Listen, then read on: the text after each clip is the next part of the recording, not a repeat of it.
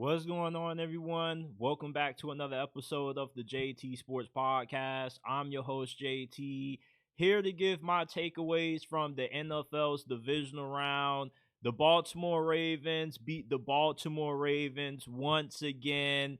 They fall to the Buffalo Bills, but I really don't believe the Bills won that game. I think that the Ravens, like they did last year in the playoffs when they lost to the Chiefs in the conference championship, they beat themselves with self-inflicted errors. If the Ravens would have played a clean football game, they would have beaten the Bills by at least 10 points or more.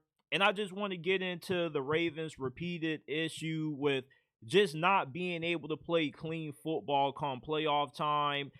And with the Bills beating Baltimore, they rematch against Kansas City in the AFC Championship. The Bills already beat the Chiefs during the regular season, but I don't see them being able to get it done in the AFC Championship.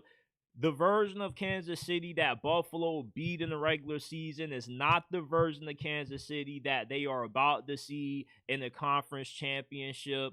The Bills are a really good team, but they're going up against a franchise that right now has the same level of dominance in the NFL that Michael Jordan had during the 90s when he was on the Chicago Bulls. They just are so difficult to beat because when the game is on the line, they always play their best football. They always find a way to rise to the occasion. And I just don't see, with the way how Buffalo played against Baltimore, how they have a shot at beating Kansas City. Because let's just be honest, they were able to capitalize on Baltimore's mistakes. If it wasn't for Baltimore's 3 turnovers, which two of them gifted Buffalo with 10 points on the scoreboard, you know, I don't think Buffalo wins that game without Baltimore's self-inflicted errors, bro. I really don't. But the Detroit Lions, they lose to the Washington Commanders, one of the biggest, most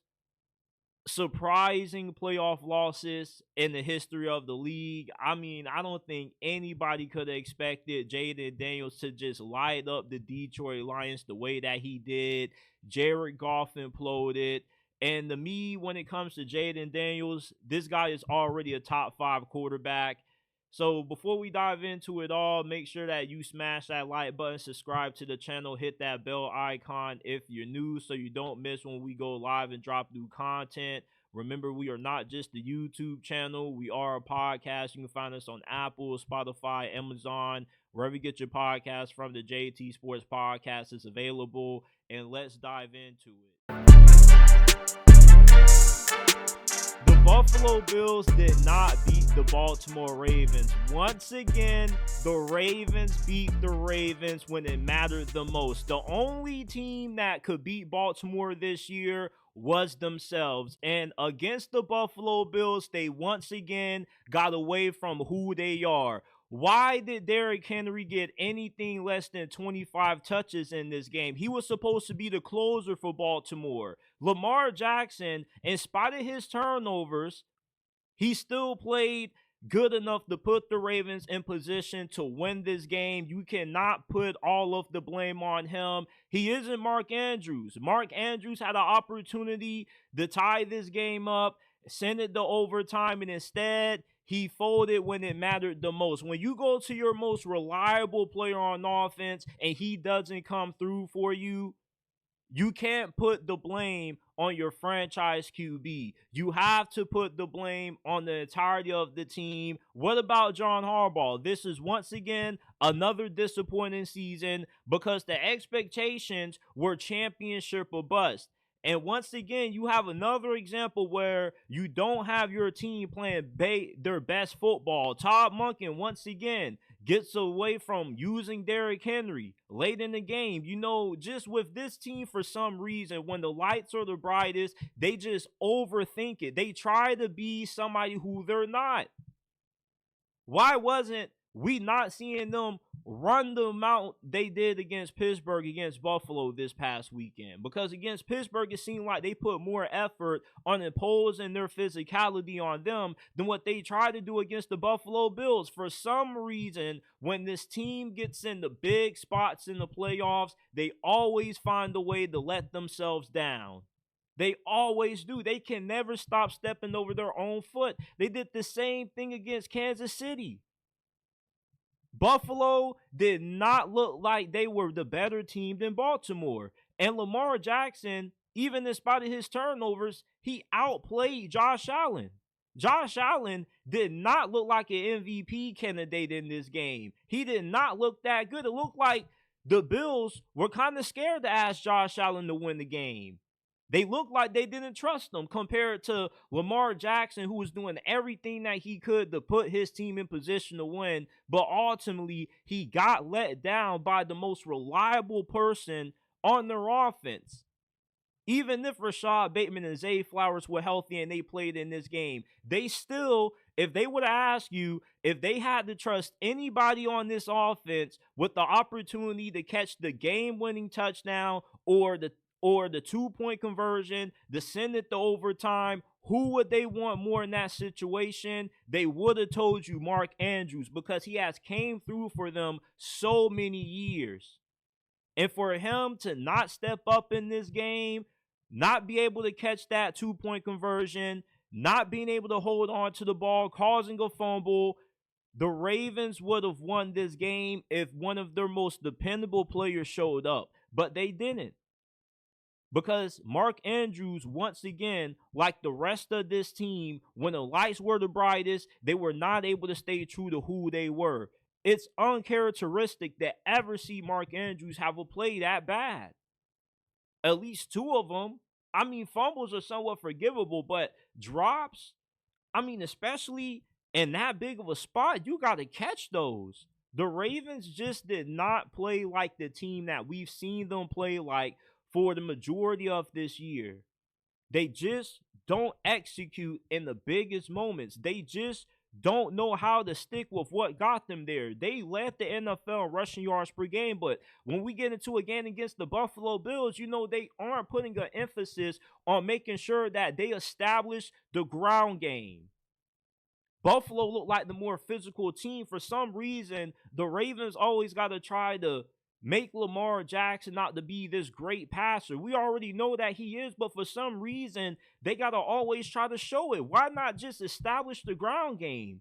It seems like they just go out there with the game plan, let's let Lamar be Superman, when Lamar doesn't necessarily have to be Superman all the time. You have other good players around him. Lean into his supporting cast. You should have leaned into Derrick Henry some more.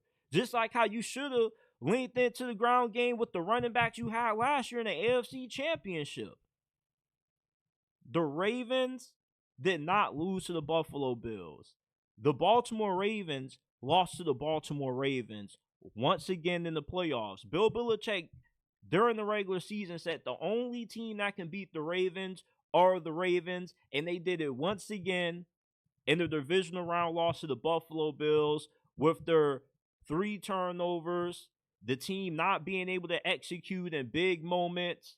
The Buffalo Bills did not play all that great. Josh Allen did not look like the better quarterback in this game.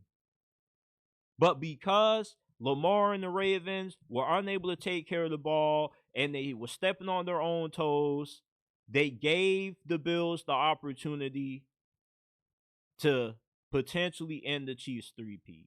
I don't believe the Buffalo Bills have a chance in hell of beating the Kansas City Chiefs in the AFC Championship. They are not playing the same team that they beat in the regular season. Kansas City is a way better team in the postseason than what they are in the regular season. We've seen it during their last 2 Super Bowl runs. They struggled in the regular season. They barely find ways to seek out W's, and yet they always find a way to flip the switch and play their best football in the playoffs. The way their defensive line played against the Houston Texans was outstanding. The Buffalo Bills have had the best offensive line in the NFL for the entirety of this season, but they don't have anybody who's going to be able to slow down Chris Jones. And Josh Allen against the Baltimore Ravens, he didn't look that impressive. He didn't look like the better quarterback in that game. I would say that he did get outplayed by Lamar, even though his team won the game. The Ravens kind of felt Lamar. when you want to look at it in a different perspective, if we're just being honest about it. But Josh Allen, though, he got here because the Buffalo Bills, when they played Kansas City last time, he was able to come through in the fourth quarter on that fourth down touchdown run. But can he do the same thing again in the playoffs when it matters the most with a trip to the Super Bowl on the line? I just don't think he can, because nobody has been able to. The Kansas City Chiefs right now, the run they are on is exactly equivalent to Michael Jordan's 90s Bulls run when the Bulls three-peated 2 different times. Patrick Mahomes is the Michael Jordan of the NFL. Nobody can find a way to stop him. He's been to the AFC Championship every single year. He's been the starting quarterback of the Kansas City Chiefs. Do you not know how insane that is?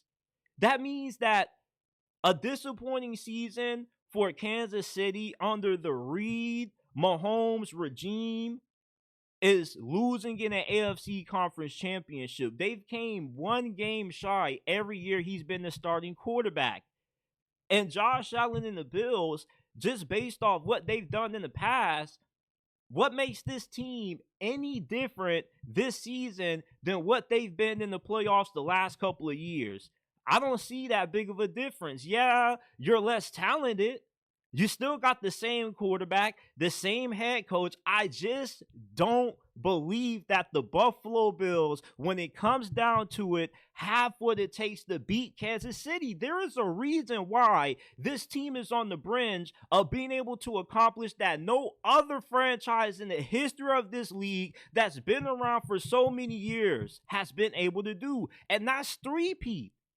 They just know what it takes to win, and they have the refs on their side.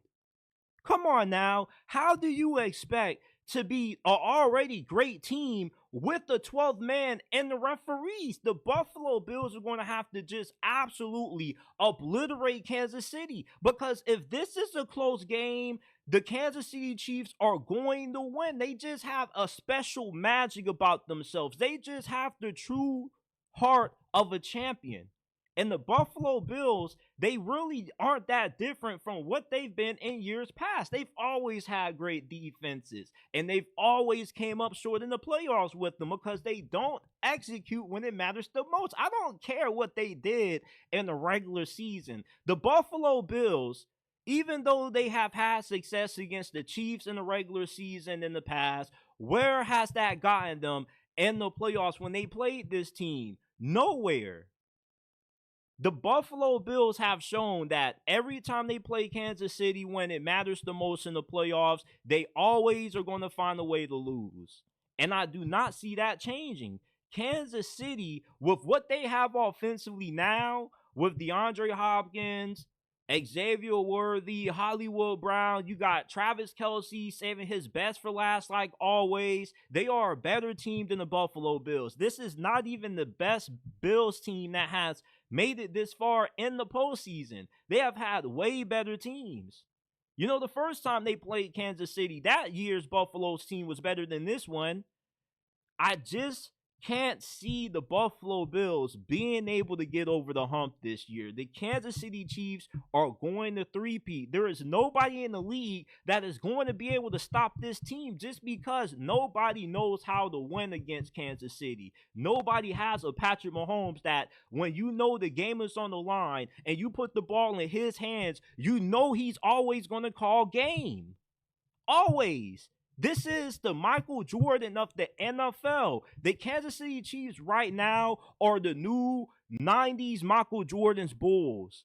The only way you're going to stop this team is if Patrick Mahomes retires and he wants to do something else, or he wants to take a break. Nobody has what it takes to beat this team. There are only 2 quarterbacks who have ever beaten Patrick Mahomes in the playoffs, and that's been Tom Brady and that's been Joe Burrow. He got lucky once. That's about it. Because when they rematched in the AFC Championship the following season, the Cincinnati Bengals lost. You know, very rarely do you see Joe Burrow come up short in the playoffs unless he's going up against Patrick Mahomes. Same thing with Josh Allen. He always loses to Patrick Mahomes. Lamar Jackson lost to Patrick Mahomes last year. You just have a hard time finding a way to beat a quarterback that just knows how to get it done when you put the ball in his hands. And unless you're able to blow out Kansas City, you have no shot in this game.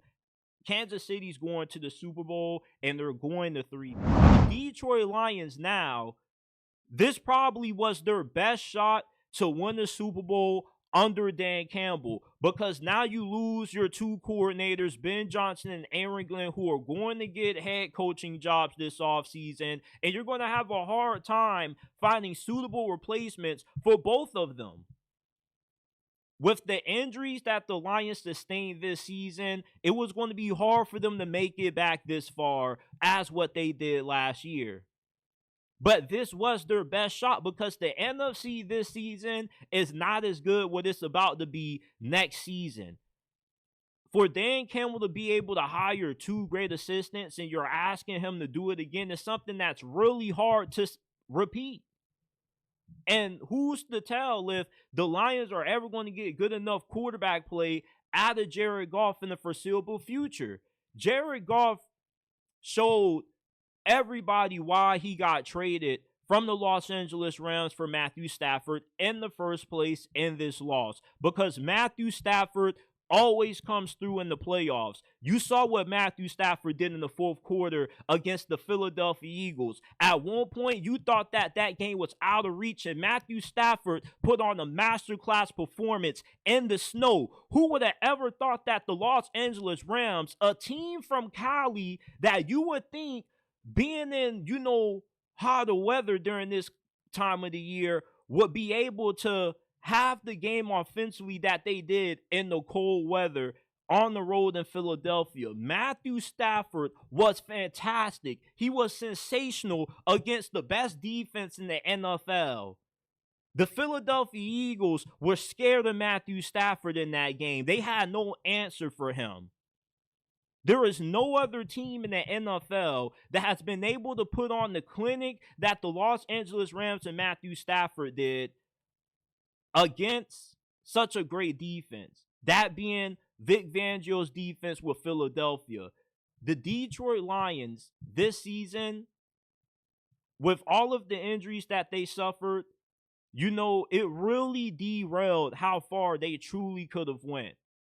Jared Goff, in some of the biggest games that the Lions have played in this year, even when they've won, some of them they've won in spite of Jared Goff. Remember when he had a bunch of turnovers against the Houston Texans?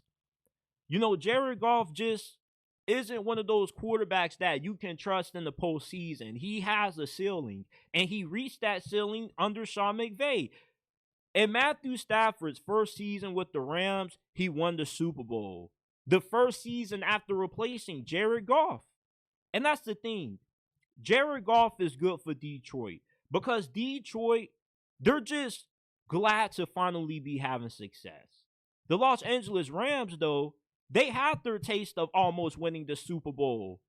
And they felt like after they lost and came up so short that Jared Goff was part of the problem for why they couldn't get it done. And as soon as they replaced him for Matthew Stafford, they end up winning a Super Bowl in year one. And now you look at the Detroit Lions, the last 2 years, they've been unable to get over the hump to get to a Super Bowl when they've looked like the best team in the NFC on 2 straight occasions. And now when you lose so many good coordinators, it's just hard to ask Dan Campbell to be able to land 2 more slam dunk hires. It's incredibly difficult when you have a CEO-style head coach to always consistently nail his coordinator hires. I do not see the Detroit Lions ever being able to make it to a Super Bowl with this loss to the Commanders as long as Dan Campbell is the head coach. I'm not saying that he's going to be bad, but what I'm saying is that it's just so tough to get to this spot where you had the best season in the history of your franchise, you had the number 1 seed, you had a first-round bye, and yet you still managed to blow it. You may not ever be able to replicate the kind of season that you had ever again in the foreseeable future, making your road to the Super Bowl more difficult than what you had this season. This is as easy as what it gets for Detroit.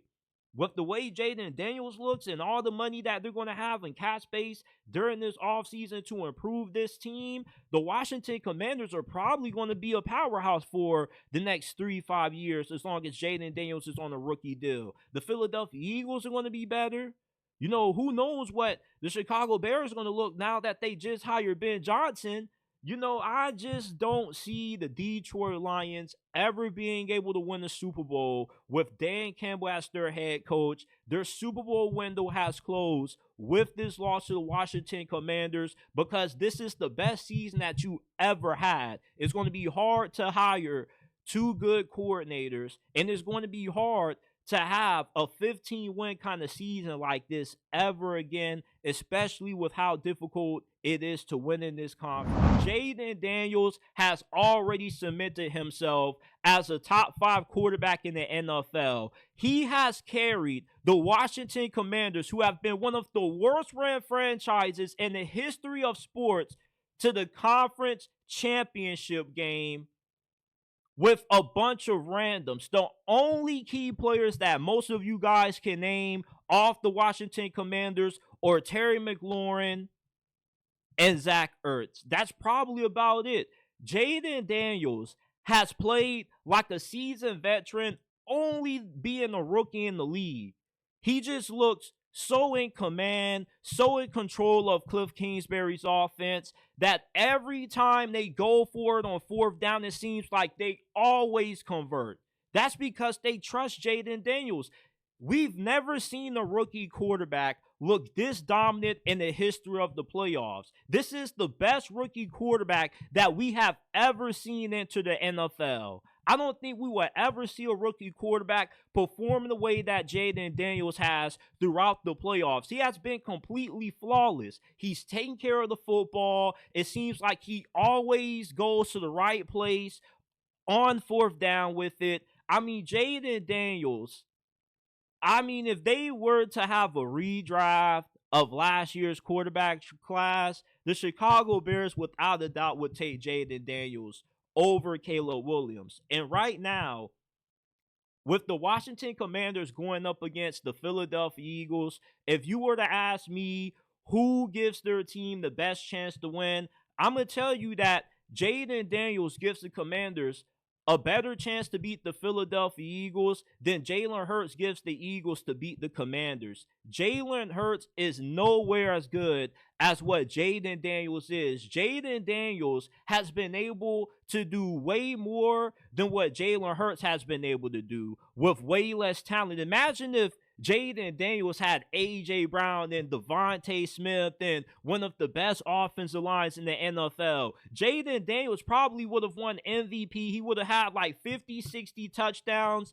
Jalen Hurts is a more mobile Dak Prescott / Kirk Cousins. Jalen Hurts is not that good. He's okay, but he's not elite. Jayden Daniels has played like an elite quarterback for the majority of this season. He has elevated the Commanders. Jalen Hurts doesn't really elevate the Philadelphia Eagles. The Philadelphia Eagles are the team that they are because of how good Saquon Barkley is. Not too much because how good Jalen Hurts is. Like, there's a reason why A.J. Brown is reading leadership books on the sidelines. Because he knows that Jalen Hurts, he just has to accept the fact that he's not that good of a quarterback. He's not that kind of quarterback that's always going to deliver great passes to keep you satisfied.